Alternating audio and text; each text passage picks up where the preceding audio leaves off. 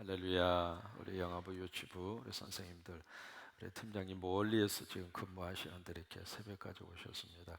고마움과 감사한 마음을 담으세요. 여러분 박수 한번 해주셔요. 고맙습니다. 우리 시편 55편 요절이 22절이었죠. 22절 말씀 같이 고백합니다. 내 짐을 여호와께 맡기라. 그가 너를 붙드시고 의인의 요동함을 영원히 허락하지 아니하시려로다. 여기 짐이라고 하는 것은 내가 감당할 수 있는 것을 말하는 게 아닙니다. 내가 감당할 수 있는 것은 내가 짊어지면 돼요. 내가 감당할 수 없는 짐이 있습니다. 또 여기 짐이라고 하는 것은 내 소유를 말하는 게 아닙니다. 다시 말해서 우리 아파트를 하나님에게 던지라, 뭐 그런 말이 아니에요. 그러니까 어떤 소유적인 개념으로서의 짐을 말하는 것도 아니고, 또 내가 일반적으로 이렇게 내가 쉽게 할 수 있는 그런 일상적인 짐을 의미하는 것이 아니라 도저히 내가 감당할 수 없는 짐. 여러분이 대한민국 사람들에게 현재의 가장 큰 짐은 북한의 핵입니다. 감당할 수가 없잖아요. 근데 그 짐을 어떻게 우리가 해결할 수 있을까? 우리가 그걸 붙들고 있다고 해서 해결할 수 있으면 얼마나 좋겠어요. 그래서 누구에게 맡겨요? 하나님께. 그 하나님에게 어떻게 맡길까요? 하나님 가져가세요. 그렇게 하면 맡아줄까요?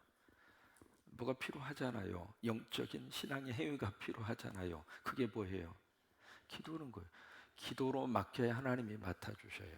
그러니까 예수님의 이름으로 맡겨야 예수님의 이름으로 받아주시는 거지, 그냥 아무것도 안 하고 내버려 두면 그 맡기는 게 아닙니다. 방치하는 거지. 그래서 우리가 이렇게 기도하자 그거예요.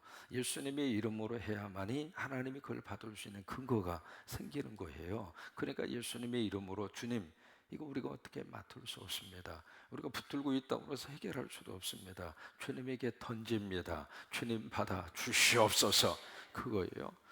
또 하나 지금 최근에 생긴 우리들의 지금 짐이 있습니다. 그게 바로 뭐예요?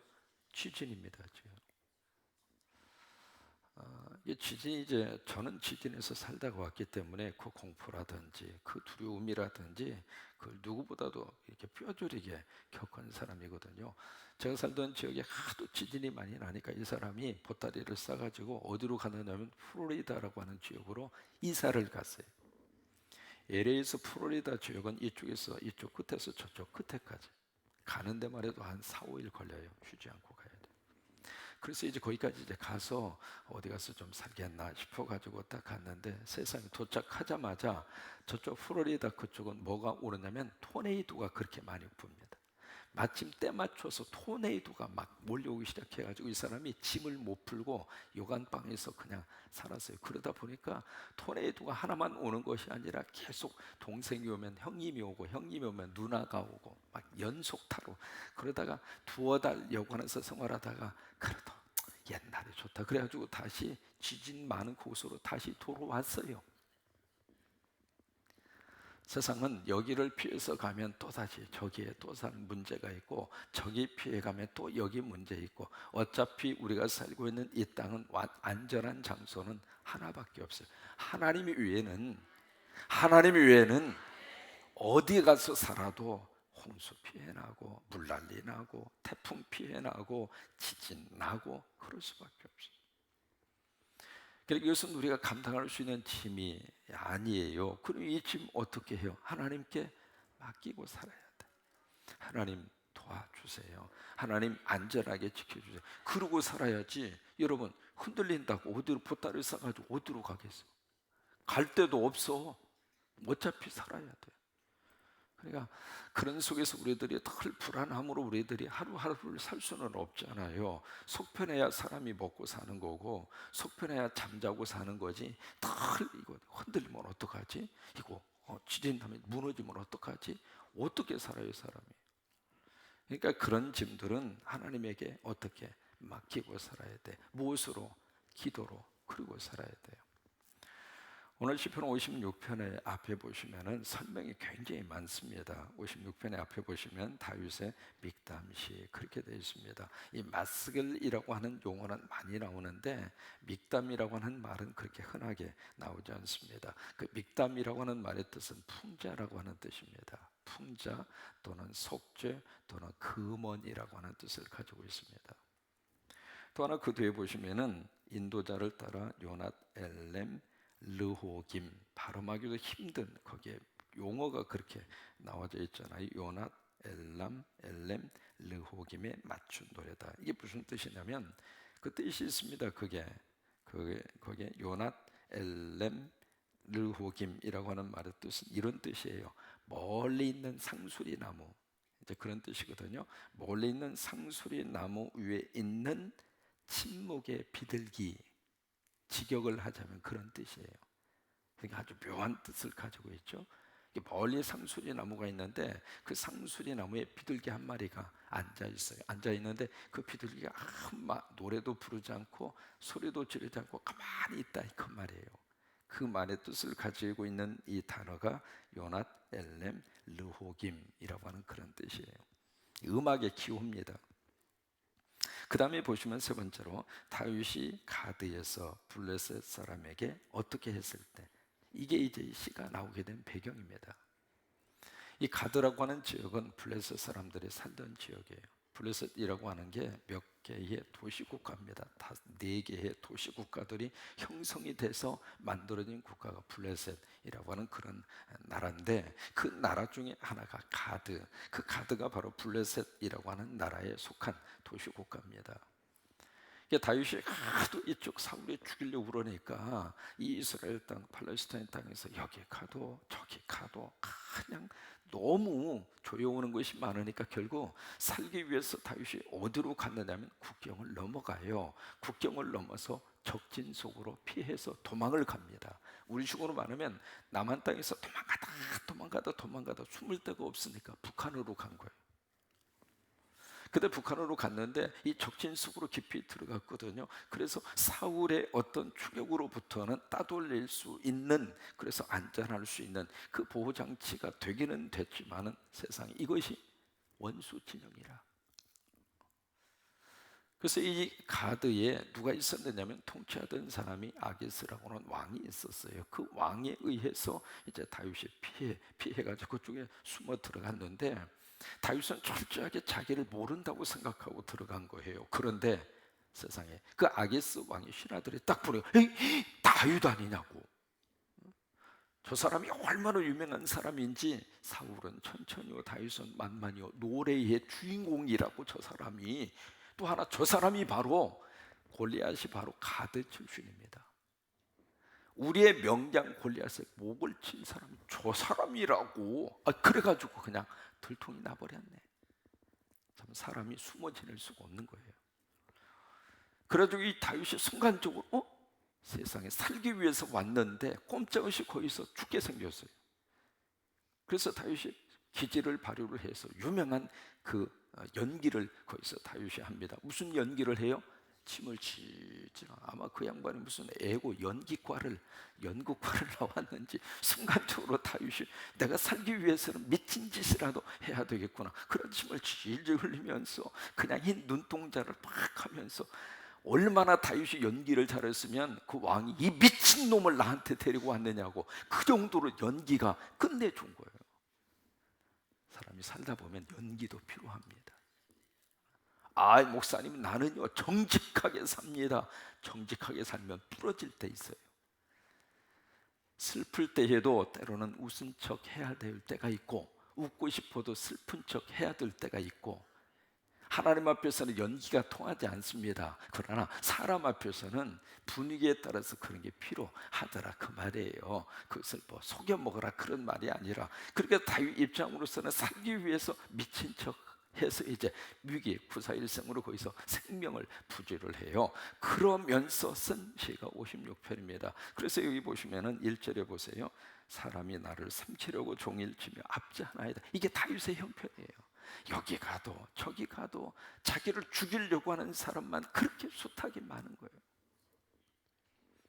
나에게 도움을 주려는 사람이 자꾸 내 곁에 오면 얼마나 좋겠어요. 근데 나에게 해코지하고 나를 죽이려고 하고 나를 넘어지게 하고 그런 사람들이 내 주변에는 너무나 많더라, 이 말이에요.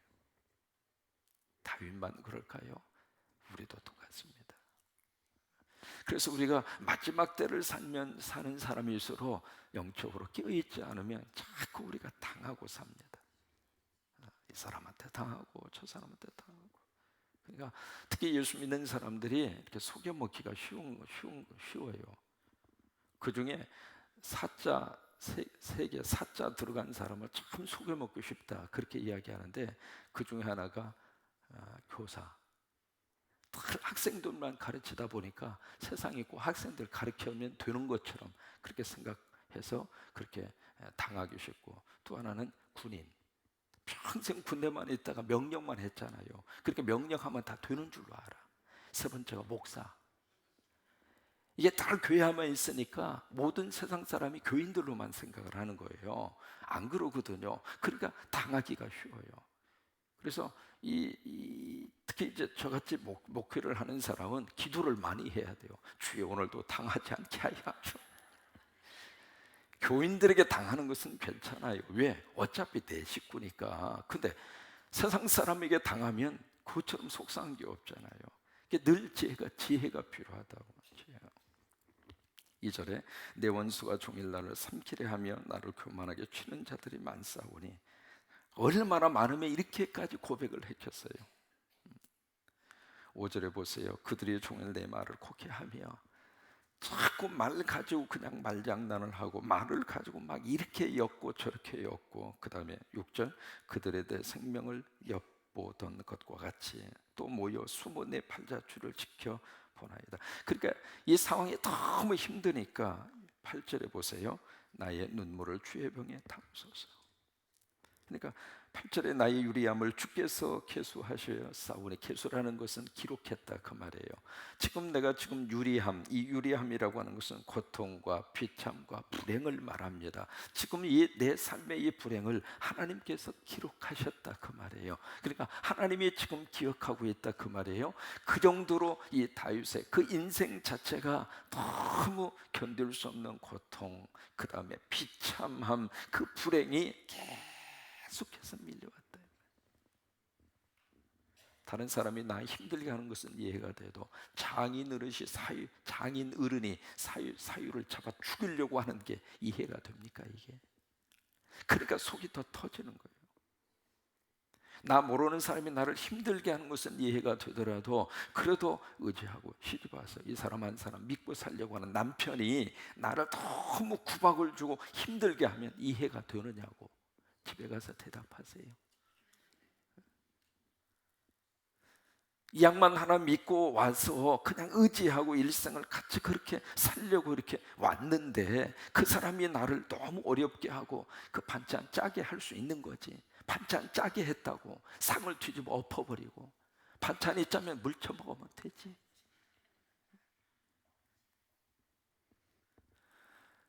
이해가 되겠느냐고요. 그러니까 지금 다윗의 심정이 그런 심정이거든요. 그러니까 너무 고통스러워. 근데 그것을 누가 기억하고 있는가? 하나님이 기억하고 있다. 다윗은 그 마음이 있었어요. 나 혼자 지금 한다라기보다 하나님이 내 형편과 사정을 알고 있다. 그 믿음이 있었다 이 말이에요. 하나님이 기록하고 계신다 그렇게 표현을 쓴 거예요. 그러면서 내 눈물 하나님 병에 담아주세요. 얼마나 많은 눈물을 쏟았으면은, 얼마나 많이 폭폭하고 얼마나 가슴이 터졌으면은 하나님 내 눈물 하나님 병에 담아주세요. 그런데 여기에 56편에 이런 단식으로만 쭉 이렇게 기록된 것이 아니라 56편에서 이렇게 강조하고 있는, 계속해서 반복해서 쓰고 있는 단어 하나가 있습니다. 그것이 바로 뭐냐면 의지라고 하는 단어입니다. 이 의지라고 하는 단어를 6번 씁니다. 6번. 우리가 성경을 읽을 때 한 문장에서 몇 가지 해석하는 원칙이 있습니다. 그 중에 하나가 뭐냐면 계속 반복되어서 나오는 단어가 뭐냐. 왜냐하면 그 단어는 상당히 의미가 있고 중요하기 때문에 반복해서 나오는 것이거든요. 이 56편에 보시면 의지라고 하는 단어가 6번 나와요. 3절에 볼까요? 내가 두려워하는 나라는 내가 주를 뭐해요? 의지하리이다. 4절 내가 하나님을 뭐하고? 의지하고 그 말씀은 찬송할지라. 내가 하나님을 어떻게 했은즉 의지하였은즉 두려워하지 아니하리니 혈육을 가진 사람이 내게 어찌 하리이까. 의지라고 하는 단어.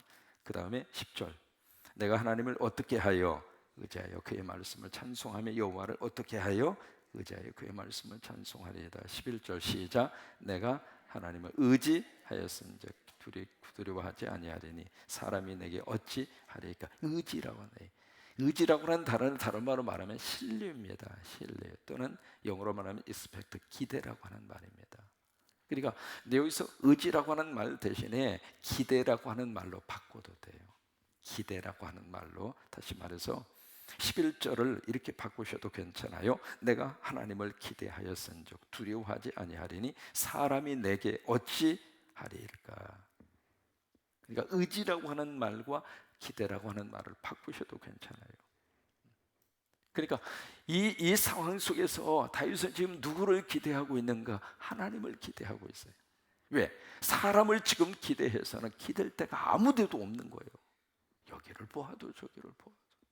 그러니까 이 속에서 다윗은 오직 내가 붙잡고 기댈 수 있는 분, 의지할 수 있는 분, 신뢰할 수 있는 분은 하나님밖에 없구나. 그것을 확절하게 그 삶의 환경을 통해서 처절하게 생각으로 느끼는 것이 아니라 온 몸으로 그것을 다윗이 느끼는 거예요. 야, 내가 살 수 있는 길은 하나님 기대, 하나님에게 기댈 때밖에는 없구나. 그 생각을 가지고 그 하나님을 기대함으로 그렇게 그 어려움을 극복하고 그것을 뛰어넘고 다윗이 된 거예요.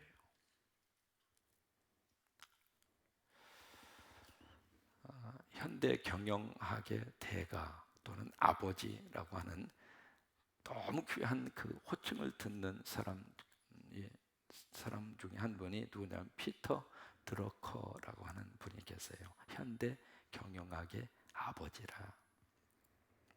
피터 드러커라고 하는 분이 계시는데 그분이 프로페셔널의 조건이라고 하는 책을 써요. 그 분야의 책입니다. 근데 그 책을 언제 썼느냐면 그분의 나이 92세 때 씁니다. 좀 놀랄만 하잖아요. 근데 그분이 나이가 92세가 넘어서도 그렇게 책을 저술하고 왕성하게 생각하고 활동하게 된 이유가 있어요. 그 이유가 바로 뭐냐면 이분이 이태리에 가셔가지고 거기에 이제 그 이태리 유명한 오페라 작가가 있습니다. 누구냐면 베르디라고 하는 이태리 작곡가가 있어요. 베르디라고 하는 작곡가 들어보셨을 거예요 아마. 근데 그 베르디라고 하는 작곡가가 88세에 그분이 작곡을 해서 이렇게 공연을 했던 작품이 있습니다. 그 작품 이름이 폴 스터티라고 하는, 뭐 듣고 잊어버리셔도 괜찮아요. 그 작품을 이제 관람을 해요. 관람을 하는데 그 작품을 관람을 하고 이 베르디가 쓴 글을 읽습니다. 피터 드러커라고 하는 사람이. 근데 그 글의 내용이 무슨 내용이냐면 내가 지금 나이가 88세가 돼서 이 오페라를 작곡을 하지만 음악가로서 나는 완벽한 곡을 쓰고 싶다. 그러나 항상 쓰고 나고 공연하고 나면 뭔지 모르게 아쉬움이 있고 부족함이 있다.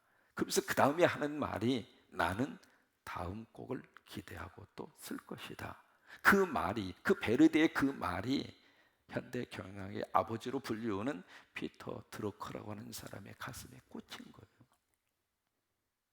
무슨 얘기냐면 그래, 내가 아무리 나이를 먹었다 하더라도 아무리 내 환경이 안 좋다 할지라도 나는 더 좋은 내일을 기대하고 살겠다. 그게 이제 피터 드러커라고 하는 사람의 인생의 좌우명이 된 거예요. 사람은 말이죠, 뭔가 그 인생을 확 이렇게 변화시키는 딱 한마디만 있으면 되는 거예요. 그래서 그분이 나이 92세가 됐지만 삶을 포기하지 않고 죽을 날만 기다리는 것이 아니라 그럴 필요 없잖아요. 언제 죽겠는가 그것은 누구도 모르잖아요. 젊은 사람도 갈 수 있고. 그러니까 가만히 앉았은 내가 죽을 날만 기다리고 그럴 필요가 없잖아요. 우리가 적극적으로 오늘 하루 하나님이 나에게 생명 주셨으니까 오늘 새벽 기도하고 오늘 감사하고 오늘 열심히 살고 오늘 뭔가를 새로운 것을 시도를 해보고. 그래서 나이 92세의 프로페셔널의 조건이라고 하는 아주 두꺼운 책입니다. 그 책을 그분이 쓴 거예요.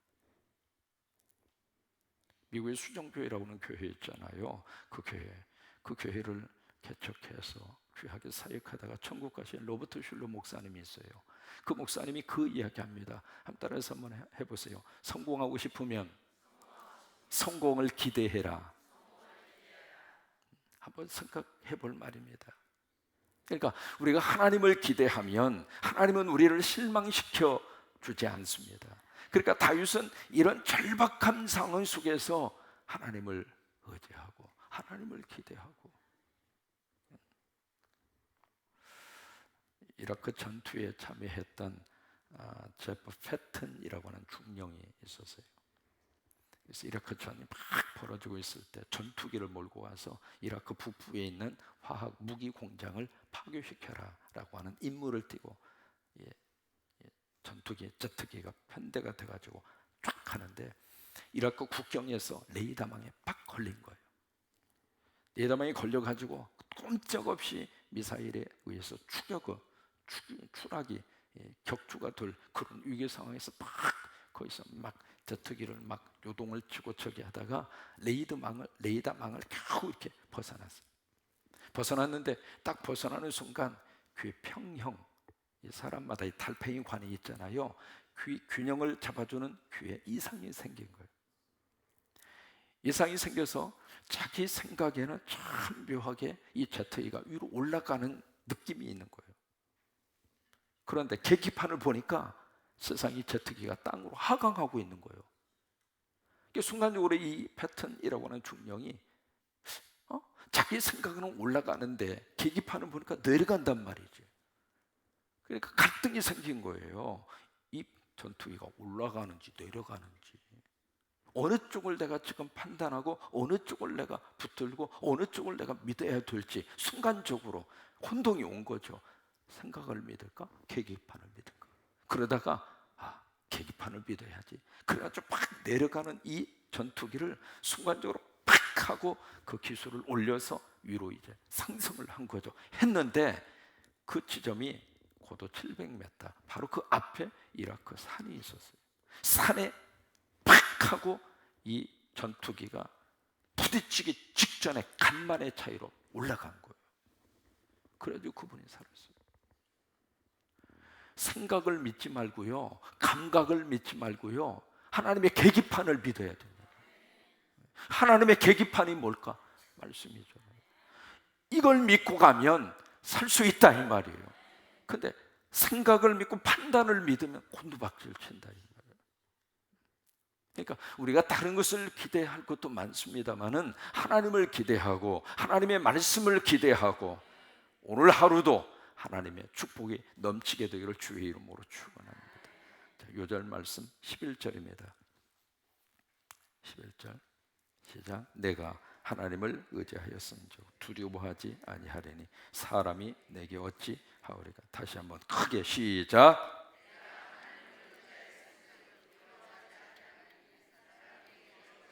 아멘. 다시 한번 크게 시작.